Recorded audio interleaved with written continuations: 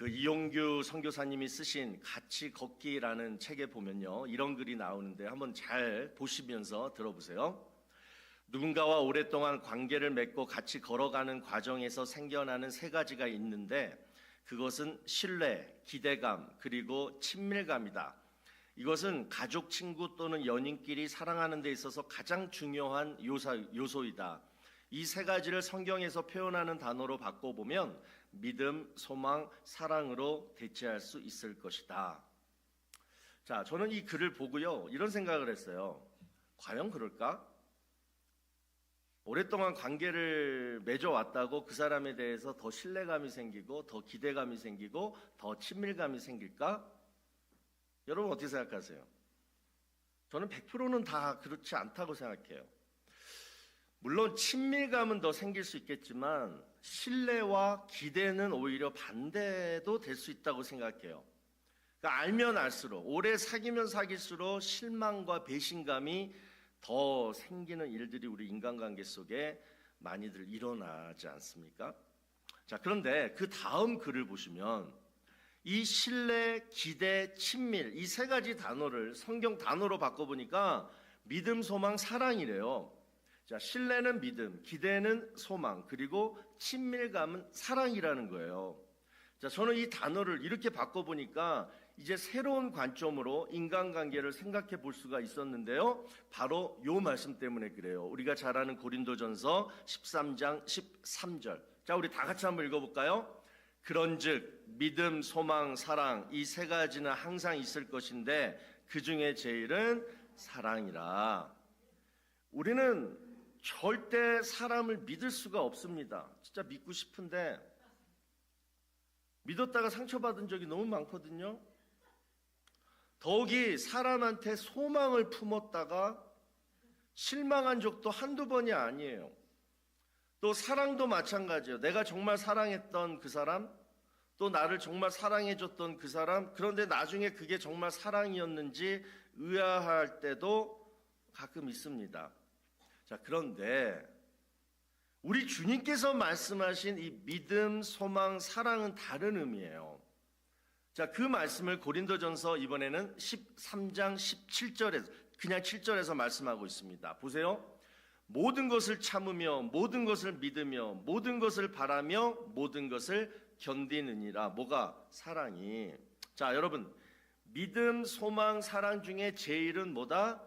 사랑이다 라고 하시면서 사랑의 정의를 이렇게 말씀하고 있어요. 사랑 안에는 믿음과 소망이 다 들어가 있다. 모든 것을 믿으며 모든 것을 바라며. 이게 사랑이래요. 그러면서 결론적으로 뭐라고 그래요? 참고 견디라는 거예요. 그러니까 우리 인간관계 속에 사람 간에 믿음과 소망이 가능하려면 어떻게 해야 된다? 참고 견디는 사랑이 필요하다라는 거예요. 그래서 저는 깨달았습니다. 아, 사랑이란, 진짜 사랑이란 끝까지 그 사람을 믿어주고 바라는 거구나. 여러분, 사람들이요, 왜 오랫동안 관계를 계속 유지하면서 살까요? 그 사람을 신뢰해서요? 아니에요. 신뢰하고 싶어서예요. 그 사람을 기대해서요? 아니에요. 기대하고 싶어서예요. 그 사람이 완벽해서 내가 지금 그 사람을 신뢰하고 기대하는 것이 아니라 결국은 뭐예요? 내 마음이 그 사람을 믿어주고 싶고 기대하고 싶기 때문에 그 사람과 계속 사귐을 지속하는 거 아닙니까? 그것을 우리는 사랑이라고 부른다는 거예요. 그러면 여러분, 이 사랑하는 마음을 누가 줬을까요? 저는 하나님이라고 믿습니다. 하나님이 그 마음을 주셔서 내가 그 사람과 함께 할 수 있도록, 그래서 그 사람이 변할 수 있도록, 서로 변할 수 있도록 하나님이 만들어 가시는 과정이라고 생각해요. 그래서 우리 각자에게 사랑의 마음을 주셨다는 거예요. 여러분, 오늘로 제가요, 우리 교회 온 지 12년이 딱 됐습니다. 2013년 1월 첫 주에 부임해서 오늘 2024년 12월 마지막 주일이에요. 그래서 정말 제가 오늘 아침에는 좀 꿈만 같더라고요. 한 곳에서 이렇게 오래 살기도 처음이었고 또 한 곳에서 이렇게 오래 일한 것도 처음이니까 가만히 돌아보니까 이게 모든 게 다 처음이니까 얼마나 제가 그동안 실수도 많이 했고 또 부족한 점도 많았겠어요? 그런데 내가 가만히 생각해 보니까 그거예요. 그런데 하나님이 여러분들께 주신 마음이 있다. 저를 믿어주고 기대하는 마음으로 서포트해주고 그리고 지금 이 순간까지 참고 견딜 수 있는 그 마음, 하나님이 그 주신 그 마음 때문에 오늘 제가 이 자리에 이렇게 또 선 줄로 믿습니다. 그래서 제가요 정말 여러분들 뭐 12년 뭐 얼마 안 됐을 수도 있고 저한테는 또 오래될 수도 있는데 정말 오늘은 좀 감사 인사를 좀 드려야겠다. 이제는 뭐 40대 그런 패기도 다 없어졌고 또 그렇게 귀여웠던 얼굴도 이제는 다 망가졌고 뭐 흰머리만 엄청 나 있고 지금 그래서 이런 마당에 이제 앞으로 제가 어떻게 해야 할까요? 그래서 앞으로는 이제 여러분의 그 사랑에만 의지하지 않고 이제 저도 이제 조금 나이 먹었으니까 이제 제가 여러분을 더 사랑하고 섬길 수 있는 그런 성숙한 목회자로 더욱더 변화되도록 그렇게 노력을 하겠습니다. 이것이 그동안 여러분들이 베풀어 주신 사랑에 대한 보답일 것 같아요. 여러분 하나님과 우리와의 관계도 마찬가지입니다. 보이지 않는 하나님을 우리가 어떻게 믿고 또 소망할 수 있을까요? 거기다가 하나님을 사랑한다? 아니 우리 인간이 어떻게 하나님을 사랑할 수 있을까요? 마찬가지예요. 하나님을 믿고 싶은 마음, 하나님께 소망하고 싶은 마음, 하나님을 사랑하고 싶은 마음, 이 마음을 하나님이 선택하신 자녀 바로 저와 여러분에게 주셨기 때문에 오늘 우리가 이렇게 함께 예배를 드린 줄로 믿습니다. 그래서 여러분 신앙생활이란 내 마음으로 하는 거 아니에요.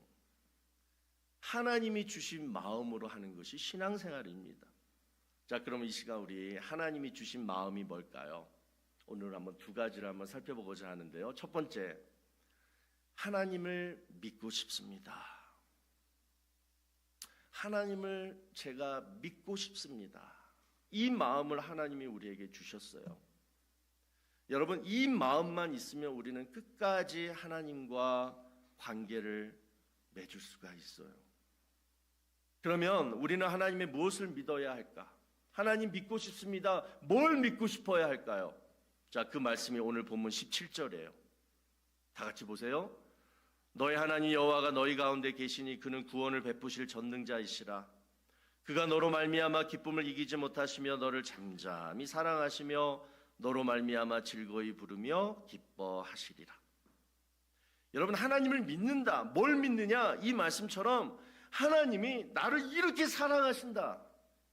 너로 말미암아 기쁨을 이기지 못할 정도로 하나님이 나를 사랑하신다. 이것을 믿는 거예요. 여러분 우리 어린 자녀들이나 어린 손자 손녀들 보면 어떻게 해요? 아이고 내 새끼, 아이고 내 귀여운 똥강아지 막 이 볼태기 막 엉덩이 막 그냥 꼬집잖아요. 너무 귀엽고 너무 사랑스러우니까 그런 거 아니에요? 오늘 바로 이 17절 모습이요. 우리를 사랑하시는 하나님의 모습이에요. 우리를 그렇게 사랑하신다라는 거예요. 자, 그런데 여러분 지금 이 말씀이 쓰여진 배경 가운데에 이 당시 남유다 백성들이요. 지금 하나님의 이런 사랑을 받을 만한 상태였느냐? 아니잖아요. 이 당시에는 여러분 남유다가요 가장 타락이 심각할 상태였어요. 왕과 백성들 모두가 막 우상 숭배하고 하나님 다 버렸어요. 하나님이 원하시는 길로 행하지 않았어요. 자, 그 말씀이 두 구절 속에 나옵니다. 열왕기하 21장 11절 보세요.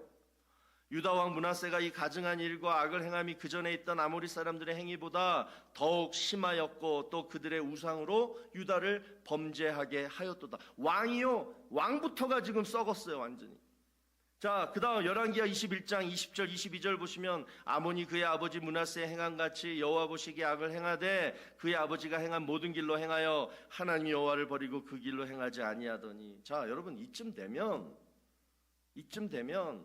하나님이 열받으셔가지고 화나셔가지고 분노하셔가지고요 매를 치셔야죠. 우리 부모들도 이쯤 되면 자녀들 가만히 안 놔둡니다. 자, 그런데 하나님은 그런 자녀들에게 오늘 본문 17절에서 이렇게 말씀하시는 거예요. 기쁨을 이기지 못하시며 너를 잠잠히 사랑하시며 너로 말미암아 즐거이 부르며 우리의 이름을 부르며 기뻐하리로다. 이해되십니까, 여러분? 그래서 여러분, 우리가 하나님에 대해서 우리가 정말 믿어야 할 것, 하나님에 대해서 정말 우리가 알아야 할 것이 바로 이거예요. 뭐냐? 하나님의 사랑은 사랑받을 만한 사람을 사랑하는 것이 아니라 사랑하기 정말 힘든 그 사람을 사랑해 주는 것이 바로 하나님의 사랑이라는 거예요. 그러기 때문에 우리가 하나님을 잘 못 믿어요. 그러기 때문에 우리가 하나님을 사랑을 못해요. 그래서 여러분, 요한일서 4장 16절은 또한 이렇게 말씀하고 있습니다. 하나님이 우리를 사랑하시는 사랑을 우리가 알고 믿었노니 하나님은 사랑이시라. 사랑 안에 거하는 자는 하나님 안에 거하고 하나님도 그의 안에 거하시느니라. 자, 이 말씀 보세요. 우리가 하나님의 사랑이 뭔지를 분명히 알고 믿어야지 우리가 끝까지 하나님 안에 거할 수가 있다라는 거예요. 지난주 유튜브 보니까 국민 MC 유재석 씨가 10대로 보이는 여학생한테 이런 질문을 하더라고요. 한번 보세요. 야, 잔소리와 조언의 차이를 아니? 그랬더니 그 여학생이 하는 말이 잔소리는 왠지 모르게 기분 나쁜데 조언은 더 기분 나빠요. 무슨 말이에요? 누가 나한테 뭐 해라 이것처럼 듣기 싫은 소리 없다라는 거예요. 애든 어른이든. 여러분, 우리 하나님의 사랑은 잔소리하고 충고하는 사랑이 절대 아니에요. 예수님이 십자가에서 너를 구원해 줬으니까 너는 이제부터 내 말대로 해야 돼. 내 말대로 안 살면 너 고생한다. 이게 하나님의 사랑이라면 여러분, 누가 하나님 안에 거하려고 하겠냐고요. 누가 하나님 손잡고 동행하겠냐고요. 무섭고 어렵고 싫은데. 근데 분명히 요한일서 4장에서 얘기하는 거예요. 아니야, 말 그대로 하나님은 사랑이셔. 아까 고린도전서 13장에서 말씀하신 대로 하나님의 사랑은 내가 어떻게 살더라도 모든 것을 참으며 모든 것을 믿으며 모든 것을 바라며 모든 것을 견뎌주시는 게 바로 우리 하나님의 사랑이라는 거예요. 바로 이 사랑 때문에 오늘 우리가 2024년도 마지막 주일 예배를 우리가 지금 이렇게 은혜 가운데 지금 드리고 있지 않냐고요. 여러분, 만약에 하나님의 사랑이 하나님의 기준으로 걸러내는 사랑이라면 우리 가운데 감히 누가 이 거룩한 성전에 들어와서 우리가 이 은혜를 누릴 수 있겠습니까? 사랑받을 만한 자격 하나 없는 나 같은 죄인도 사랑하시는, 용납해 주시는 우리 하나님의 이 사랑을 여러분 꼭 믿으시고 끝까지 감사하며 살아가실 때에 우리 하나님과 영원한 동행의 기쁨을 누리게 될 줄로 믿습니다. 우리 다 같이 온 성도들과 함께 그 하나님과 같이 동행했으면 좋겠어요. 또 두 번째로 하나님이 우리에게 주신 마음은요, 바로 이 마음이에요. 하나님, 소망하고 싶습니다. 우리 한번 다 같이 따라해 볼까요? 하나님, 소망하고 싶습니다. 우리가 정말 하나님의 지금 방금 말씀드린 사랑을 믿는다면 이제 우리는 절대 그 무엇도 포기하면 안 돼요. 오늘 보면 14절을 보시면 시온에 따라 노래할지어다. 이스라엘아 기쁘게 부를지어다. 이스라엘 예루살렘 따라 전심으로 기뻐하며 즐거워할지어다. 자, 그러면서 절대로 너희들이 하지 말아야 할 것을 16절 후반절에 이렇게 말씀합니다. 시온아 내 손을 늘어뜨리지 말라. 여러분, 올 한해 우리가 살면서요, 어떨 때는 막 기쁘고 어떨 때는 즐거워할 때도 있었어요. 어떨 때는 정말 손을 늘어뜨리고 낙심할 때도 있었습니다. 여러분, 올 한해 가장 낙심할 때가 언제였어요? 뭐 때문에 낙심하셨어요? 옛날 영국 왕궁실에 위핑 보이라는 것이 있었어요. 그 왕실에서 선생님들이 왕자를 교육시키는데 왕자가 숙제 안 해오고 공부 안 해오면 그렇다고 선생님이 왕자를 감히 매를 때릴 수는 없잖아요. 그거 어떻게 해요? 그 왕자랑 나이 비슷한 소년을 옆에 딱 앉혀놓고 왕자가 맞을 매를 얘가 대신 맞는 거예요. 그래서 위핑 보이라 그래요. 매를 대신 맞는 아이. 여러분, 우리 삶 속에도요, 하나님이 나를 교육시키기 위해서 나 잘 되라고 그래서 두신 위핑 보이들이 있습니다. 우리를 때리지 않는 대신에 다른 것을 힘들게 하셔서 나로 하여금 정신 차리게 하시는 경우가 있어요. 만약에 여러분이 올 한해 경제적으로 힘드셨다라면 하나님이 여러분 대신에 여러분 가계부를 치신 거예요. 건강이 상했거나 여러분 자녀들이 좀 힘들었으면 그것 또한 뭐예요? 위핑 보인 거예요. 여러분이 말을 안 들으니까, 하라는 거 안 하니까 다른 것을 쳐서라도 여러분이 하나님께 돌아오기를 원하셨던 거예요. 그래서 우리가 그런 일들로 낙심한 거예요.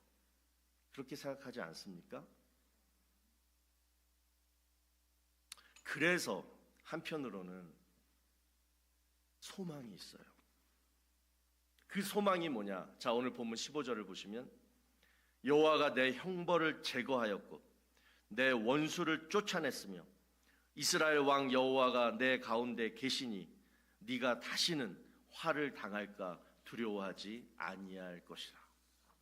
올 한해 여러분을 낙심케 했던 그 모든 것들, 물질, 건강, 고난, 그 모든 것들을 하나님이 다 제거해 줄 수 있으시다라는 거예요. 어떻게만 하면? 너희가 나에게 돌아오면. 네가 하나님께 돌아오기만 하면 다시는 올 한해 당했던 그 화를 또다시 당할까 두려워하지 말라라는 거예요. 여러분, 이게 소망 아닙니까? 여러분, 성경에요, 끝까지 하나님께 돌아오지 못해서 결국은 눈이 뽑히고 나중에는 비참하게 죽었던 사람이 누구예요? 삼손입니다. 손이 3개가 있어서 삼손이 아니라 몰라요. 왜 삼손인지. 저는 여러분, 비즈니스가 안 되고 건강이 안 좋아지고 내 마음을 아프게 하는 사람이 나타나고 이런 일들도 물론 우리를 낙심케 하지만 사실 톡 까놓고 얘기해서 정말 나를 힘들게 하는 것이 있어요. 그게 뭘까요? 알면서도 내 자신을 어떻게 컨트롤할 수 없는 나의 나약함. 그것을 보여준 대표적인 인물이 바로 삼손이라는 거예요. 삼손은 여러분 태어날 때부터 나실인으로 태어나서 하나님의 택하심을 받았어요. 그래서 어려서부터 술과 육체적인 쾌락을 멀리해야 됐고 머리에 삭도를 대면 안 되었고 그리고 시체도 만지면 안 됐습니다. 하나님이 사도 바울에게 육체의 가시를 주셔서 늘 하나님을 의지하도록 만드신 것과 마찬가지로 이 나실인들은 이 3가지를 절제함으로 자신을 구별하고 하나님을 의지하도록 만들었어요. 그런데 여러분, 놀라운 사실이 뭐냐면요, 사사기 16장 1절을 보시면 얼마나 삼손이 나약하고 절제를 못한 사람이었는지 그 장면이 신랄하게 나와요. 자, 삼손이 가사에 가서 거기서 한 기생을 보고 그에게로 들어갔더니, 자, 여러분, 이 일이 있기 바로 전에 사사기 15장에 어떤 내용이 나오는지 알아요? 하나님의 영이 처음으로 삼손에게 임합니다. 블레셋 사람들이 삼손을 결박했는데 그 힘이 얼마나 세면 그 결박한 삼겹줄을 딱 끊어버리고 나귀의 턱뼈로 1000명을 죽이는 사건이 나와요. 삼손이. 거기다가 삼손이 목이 말랐어요. 하나님 앞에 부르짖어 기도합니다. 하나님, 제가 목이 마릅니다. 그랬더니 하나님이 땅을 터뜨리셔서 물이 솟아나게 하셨어요. 자, 여러분, 이 정도 되면 삼손이 본인이 자신의 정체성을 깨달았겠죠. 어떻게 깨달아요? 정말 하나님은 나와 함께하구나. 정말 나는 택하심을 받은 하나님의 종이구나. 은혜를 체험했어요. 성령의 능력까지도 체험했어요. 그런데 그러고 나서 바로 어디를 가요? 가사에 있는 술집에 들어가요. 여기서는 기생이라고 얘기했지만 원어는 뭐예요? 창녀를 얘기해요. 여러분, 하나님의 은혜를 방금 체험했고 성령의 능력까지 체험했는데도 그 여자 좋아하는 버릇은 못 끊었다라는 거예요. 여러분, 사람의 죄성이 이렇게 무섭다는 거예요. 어느 신문에서 통계조사를 보니까 음주운전, 절도, 사기 범죄는 재범률이 60%가 넘는다고 합니다. 그러니까 했는데도 안 걸린 사람까지 합치면 더 높을 거 아니에요? 여러분, 이게 뭘 의미하는 걸까요? 우리 내면에는 항상 뭐가 있냐면 예전으로 돌아가고자 하는 본능이 늘 꿈틀거린대요. 거기다가 외부적으로는 뭐예요? 너무나 강한 세상 유혹이 지속적으로 공격해 온다라는 거예요. 삼손이 그런 거예요. 삼손이 결국은 넘어진 이유가 뭐예요? 이 들릴라라는 여인이요, 얼마나 지속적으로 막 유혹했냐면, 자, 사사기 16장 17절 보세요. 날마다 그 말로 그를 재촉하여 졸음에 삼손의 마음이 번뇌하여 죽을 지경이라.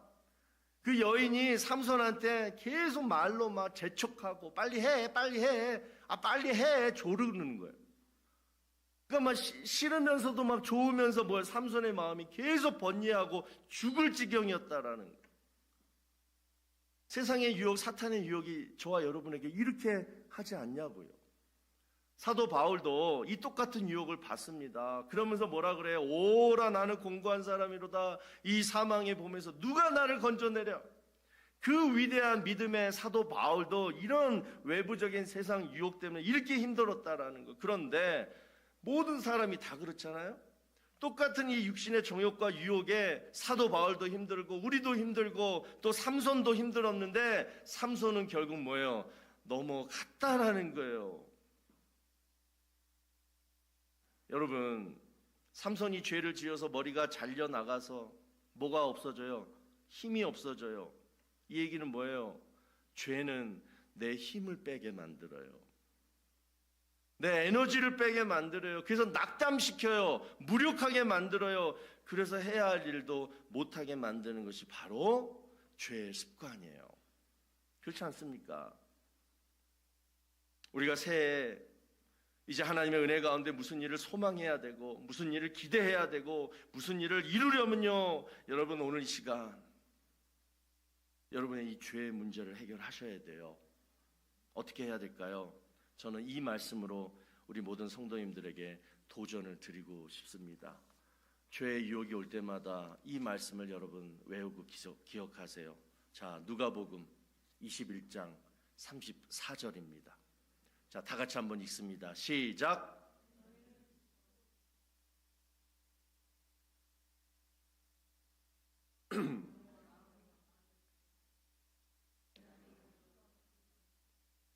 자, 여기서 조심하라, 이 말은 단순히 경계하고 주의하라 정도가 아니에요. 그렇게 너희가 그렇게 조심하지 않고 살면 반드시 뭐예요? 인생에 덫이 임한다라는 거예요. 자, 여기서 덫이 뭐예요? 나를 넘어지게 하는 거예요. 덫에 걸려서 꼼짝달싹하지 못하게 나를 완전히 죽여버리는 그 무엇이에요? 근데 그 인생의 덫이 반드시 임한다라는 거예요. 저도 군대에서 보초를 서봤지만 평소에는 여러분 긴장 안 해요. 그냥 옆에 있는 병사랑 막 농담 따먹고 또 졸기도 하고 그래요. 그런데 어느 날 보초 나가기 전에 그날 당직 사관한테 만약에 이런 얘기를 들었다고 해봐요. 오늘 사단장님께서 너 보초 서는 그 초소를 불시에 방문하신다. 그러니까 보초 똑바로 서라. 이 얘기를 들었다라면 이 병사들은 어떻게 하겠어요? 조심하겠죠. 긴장하겠죠. 여러분, 바로 스스로 조심하라의 의미가 바로 이거예요. 조심하는 마음이 없으면 결국 나는 방탕하게 되고 술 취하게 되고, 그러다 보면 생활 속에 염려할 일들이 막 찾아오고 물질도 없어지고 건강도 상해지고, 그러다가 결국 뭐야? 마지막에는 인생의 덫이 올 때 내가 그동안 조심하지 않고 그렇게 방탕하게 살고 술 취해서 살고 생활 속에 염려할 일들에 허덕여서 막 그냥 숨가쁘게 사니까 인생의 덫이 먼지가 우둔해서 발견을 못해서 그 덫에 딱 걸려버린다라는 거예요. 그 일이 나에게도 임할 수 있다. 이 경각심을 가지고 스스로 조심하라는 거예요. 나는 그런 일 절대 없어. 내 인생은 지금까지 럭키만 따랐어. 나는 이런 죄 져도 돼. 난 절대 안 걸려. 방심하면 금물이라는 거예요. 오늘 말씀을 이렇게 결론 줬으면 좋겠습니다. 하나님이 우리에게 주신 마음 두 가지. 하나님 믿고 싶습니다. 뭘 믿어요? 하나님이 나를 너무나 사랑하신다. 그걸 믿어야 되고, 그렇다면 두 번째, 하나님 나 소망할래요. 이제 포기하지 않을래요. 그런데 까놓고 보니까 하나님이 은혜 안 주셔서 내가 포기한 게 아니라 실질적으로 나를 포기하게 했던 게 바로 이 죄의 습관, 그 죄를 끊지 못한 나의 나약함 때문에 지금까지 내 삶이 늘 포기가 되었다라는 거예요. 그래서 우리가 이 시간 결단해야 될 건 뭐냐? 조심하자. 하나님 앞에 기도하는 거예요. 하나님, 내가 죄의 사슬 때문에 내가 묶여서 꼼짝달짝하지 못하도록, 그러한 일이 없도록 자유함을 얻을 수 있도록 이 죄의 사슬을 주님께서 끊어 주시옵소서. 내가 지금까지 짊어지고 있었던 그 죄의 사슬을 또 묶여가지고 2025년 새해를 맞이하지 않도록, 이제 3일밖에 안 남았는데 이 3일 동안 성령의 크신 능력이, 성령의 은사 중에 이 절제함이 나에게 임해서 이 모든 죄의 습관의 사슬을 끊어 주시옵소서. 여러분 반드시 기도하시고, 그리고 우리 다 같이 새해를 맞이했으면 좋겠습니다. 오늘 우리가 폐회성으로 부를 찬양이요, 우리 반주자 오시고 저 장미꽃 위에 이슬이라는 찬양인데요, 제가 이런 예화를 봤어요. 어떤 목사님이 중국 지하교회에서 목회하시다가 공안에 붙잡혀가지고 18년을 감옥 안에서 사는데, 그러니까 오직 예수 믿었다는 것 때문에 그 힘든 시간을 다 이제 18년 동안 감옥에서 살다가 이제 형기를 마치고 이제 영국에 있는 어느 목회자 모임에서 이런 간증을 했다는 거예요. 한번 들어보세요. 누가 이 목사님한테 그 수용소에서 무슨 일 하셨어요? 그랬더니 그분이 대답하기를 똥 푸는 일을 했습니다. 수용소에 있는 그 똥을 막 푸니까 뭐예요? 냄새가 나가지고 항상 이 간수가 죄수를 이렇게 보고 근접해서 막 감시하잖아요. 근데 자기 근처에 오지를 않더래요. 멀리서 보더래요. 그러니까 뭐예요? 그 시간에 찬양도 부르고 기도도 하고 그랬다는 거예요. 좀 있으니까 이제 간수가 야, 너 이제 똥 푸는 일을 오래 했으니까 이제 다른 일로 바꿔줄게 했더니 아닙니다. 저 똥 푸는 일 계속 하겠습니다. 18년 동안 똥 푸는 일만 하면서 뭐예요? 계속 하나님 앞에서 이 찬양을 했다는 게, 그 찬양이 바로 저 장미꽃 위에 있을 이 찬양이거든요. 여러분 우리 이 시간 다 같이 일어나셔서 이 찬양의 가사를 한번 잘 보시고요. 그래도 장미꽃 위에 이슬이 맺혀 있을 때는 여러분 소망이 있을 때입니다. 아직 하나님이 나를 버리지 않으셨고 아직 나도 포기하지 않은 인생이에요. 자, 그럴 때 우리가 어떻게 해야 되느냐? 주님 나와 동행하시면서, 주님 주 안에서 내가 기쁨을 누리고 소망을 품고 싶어요. 바로 오늘 이 시간, 이 송년 주일 예배 때 우리가 이 찬양을 부르고 그리고 결단했으면 좋겠습니다. 자, 우리 다 같이 찬양합니다. 초장 믿고 뒤에 있음 아직 맺혀 있는 그대의 그의 은혜니 소리 들리니 주 음성 분명하다 주님 나와 동행을 하면서 나를 친구 삼으셨네 우리 서로 받은 그 기쁨을 알 사람이 없도다 주 전한 주의 음성 모든 죄도 잠잠케 한다 내게 들리던 주의 음성이 내 귀에 쟁쟁하다 주님 나와 동행을 하면서 나를 친구 삼으셨네 우리 서로 받은 그 기쁨을 알 사람이 없도다